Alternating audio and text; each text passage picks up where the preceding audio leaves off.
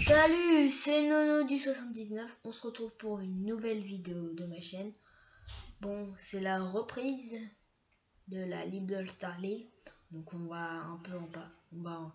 C'est le sujet principal de cette vidéo. Le sujet de cette vidéo. Donc voilà. Donc j'ai fait un petit classement pour moi. La première équipe devrait être le PSG. Avec un recrutement assez bien, même si le départ de certains du meilleur ailier, pour moi, Wegensheimer, c'est quand même très très fort. Mais si Dursun va le remplacer, c'est quand même très très fort. Donc je pense que le PSG va être favori. Car ils ont aussi recruté Sierzak, qui pour moi, il aurait dû plutôt recruter pour doubler Nedim Remili. Ça me semble plus logique, mais bon, ça peut être un pivot de rotation pour Toftansen et Karabatic qui peut-être sont plus sur le déclin et voilà. Bon, je pense que c'est peut-être pour ça. Après, leur préparation, moi je trouve que leur préparation a été assez bonne. Ah, aussi, on va parler encore du recrutement. Le recrutement aussi, ils ont fait un bon recrutement pour 2020 et 2021 en recrutant le Ferran Solé, un ailier droit je crois. Ils ont recruté Mathieu Grémy qui peut jouer arrière en défense, c'est sa polyvalence. Après ils ont recruté Yann Gentil, bon un peu vieux, mais pour remplacer Rodrigo Correa sur une année, ça devrait le faire. Donc moi je trouve ça plutôt intéressant. Après il y a Elohim Prandi, c'est un très bon joueur. Moi j'ai de confiance sur lui. Et Christopan je crois. Donc passons pour moi le deuxième avec la bagarre avec le HBC Nantes. Je pense que c'est Montpellier. Montpellier, pourquoi? Parce que Montpellier, très très fort, très bon entraîneur, Patrice Canaille, qui s'est motivé ses troupes. Ils ont fait notamment un bon recrutement, certes avec des départs Miguel Guillou, que ils ont quand même changé pas mal de joueurs. On l'a vu hier face au PSG au Trophée des Champions, il y avait un écart de niveau, certes, mais c'est par rapport à leur préparation, c'est un peu décevant, mais il faut pas s'attendre trop le PSG au supérieur. Donc moi je trouve que Montpellier, ils ont fait une très bonne recrue. Duarte, très très bon. Gilberto Duarte, titulaire au Portugal. Il a été au Barça. Il peut apporter beaucoup. Après, ils ont fait Yanis Len, très très bon. C'est pour remplacer Guigou, mais je pense que c'est pour préparer l'avenir. Et Hugo Desca. C'est pas mal. Le recrutement est assez bien. Après, il manque quand même, il y a des petites faiblesses. Martin Chego aussi. Martin Chego, très bon gardien. Et le retour de Kevin Bonnefoy, Nicolas Portner, Nicolas Portner, Kevin Bonnefoy et Martin Chego. Martin Chego, je pense, va être le numéro 1. Après, le numéro 2, Nicolas Portner, Kevin Bonnefoy, ça, je sais pas. Ça va être construire dans la saison.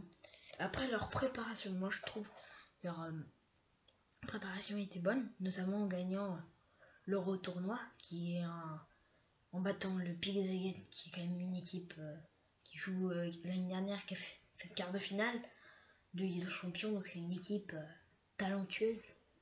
Moi je trouve que c'est une équipe intéressante. Voilà. Après, on va parler du HBC. Donc certains savent que c'est mon équipe préférée, d'autres le découvrent.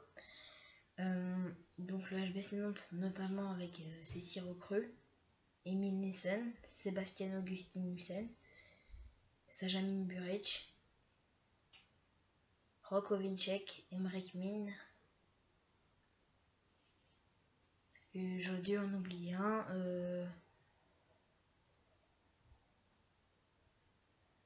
J'ai dû en oublier un.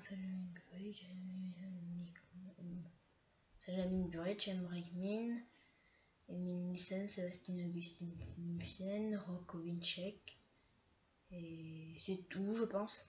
Donc, c'est là, ils ont eu notamment 10 matchs de préparation. Donc, cette équipe CRT, avec notamment un grand espoir.